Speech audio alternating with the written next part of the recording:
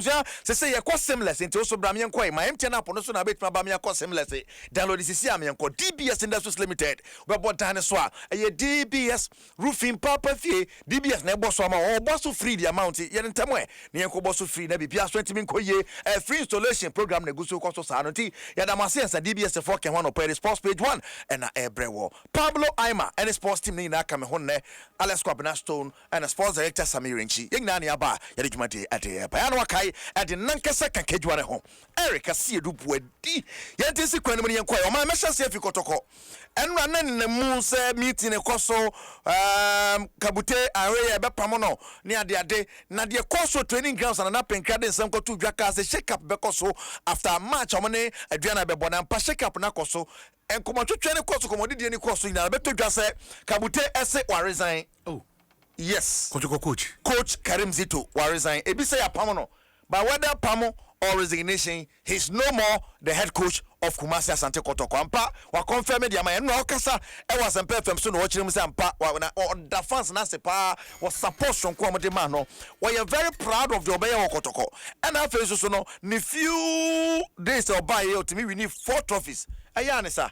Yes, Kabuten semnie. Ko obaso mteuna alaso ojauna upenas. Se ko obaso mteuna alaso ojauna upena se unebekasa. Let's put it this way. Was a legend of the club. I just say it is BBC na so nya buto na munye ni se na the marriage no anu. Okay. Una se na ka uda support the sida se ma me pepe. Because at least we ba hono. Me nya wa new. But what you compare for it's not bad. I'm very, very happy about it. And you know, I think maybe I don't be Tamaso. Wow. But I'm also happy. I'm very, very happy. I'm very, very happy with the team. They've given me the opportunity and Samika Nyamayo Yasia. So first in Namaji, no count about Coupe. And Namaji I'm very proud and I thank them. Support them with our It's anone sama kabutodi tu Karim Zito head coach Kotoko no former head coach of Asante Kotoko waje Africa Presidents Cup Toyota Cup Champions of Champions so waje eti ultimi se uja for boy mapa 27 matches of boy we need 12 a draw 10 a lose num to we Kotoko so coach and they wade waja on nsaba de tu Karim Zito nsama no na yaka ne sa wie no na chairman de Asante Kotoko supporters nyina ya chairman so no the nsama tu say resignation ampa eyepa because na resource no kono mu so na wawie say no womo ento aso na assistant coach no Prince ya ususu so nko onye heavy bia tete me da magin no be si so na for the complain on so for coach but the coach be on shake the money na ya must be and the prepare me say FA Cup na we team no Kotoko senior na be there I can leg for 8 points between Kotoko and media very, very difficult. Possible, but we are just saying that you are coach and assistant, no more matter. Also, YouTube bar, some assistant coach. Also, a phone company and the normal after team basket. Or quite remember, I'm called assistant coach in the record as Yami Sumo, Mr. Kotoko Portesa, Omudo Makuma, and if you're moving in some Kotoko.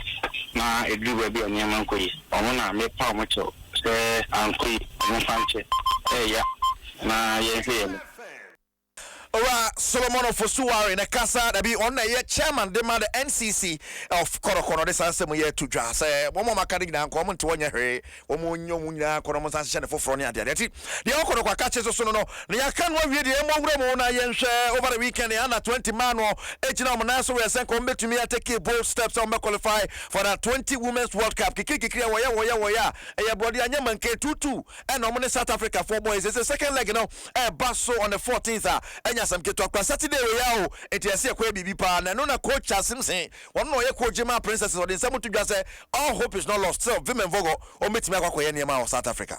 Our aim is to qualify, and then thankfully the games are not only one. It's not only today. We have another game, so this is the first half of it.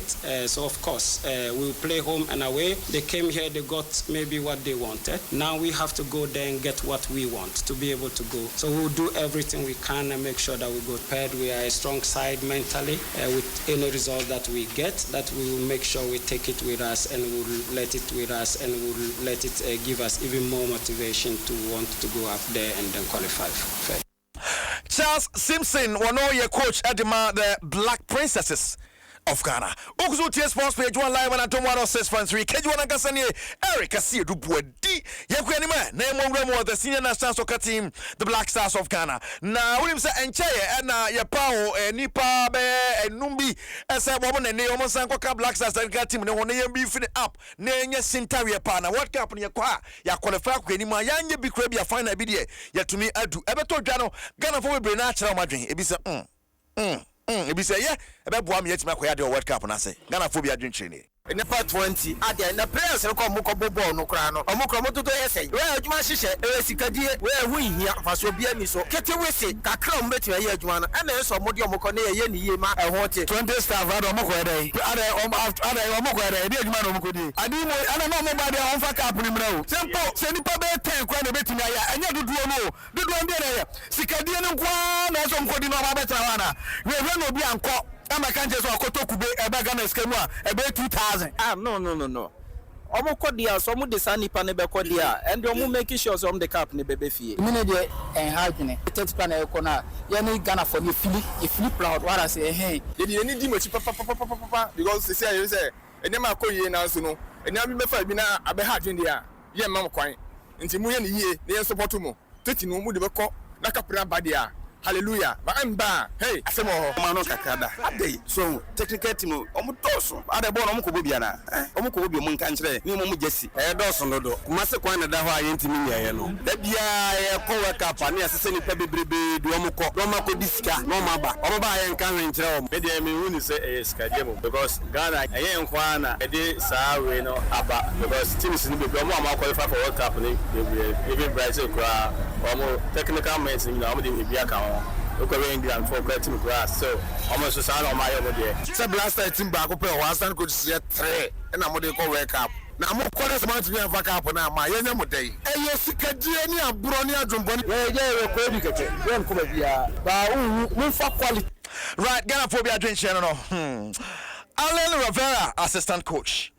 Kim Lass Black Queens coach no. Ono so eka ho.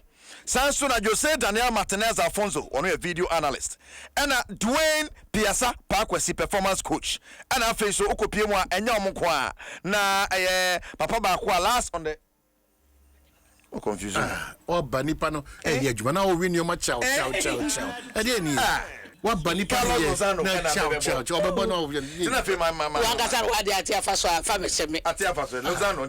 But GFA president, Ketoke your group name woman and Yezo. And here is a crab at all. Vim say to me, It's a game, we have to be on top of our game.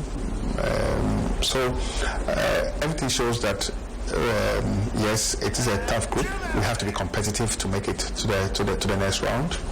What is good for us as a country is that in 2022, Ghana paraded one of the youngest teams in the World Cup. 4 years down the line, all those boys who were 21, 22 are now 25 and 26, a lot more matured. And someone, president of the Ghana Football Association at the Atuja. I was able to now and talk with demo NSA, the National Sports Authority. A judge dem. The new board chairman. Anyway, no. Any ample for Ankara. Appointment. Yampo for 4 million. No. Obia appointment. The business so much trust no mukasa. So much trust no mukasa. What also say power play because. And yeah, power play asem. Zanya mana ko kozo. Enye sa CMC kokobo. Valco Giada. Yeah, sala line. Sala line. So obia contract staff one way masa montwemo. Maybe that not a board chairman ban sana yawaba. So that come back kabu maye juma no. So it's happening at Coach for arbitration. Just say no marina. Big Soccer Festival and they are launch it. Na Big Soccer Cup Ghana 2026 they are launching. Arbitration school na me kona ya yana. Almost be quite betrayed. I'm story. Like what Casa can be. Nyamisha. Yes, sasa. Now, am I Barcelona? Oh, yeah, Barcelona. Now, winning team. Am I Tottenham?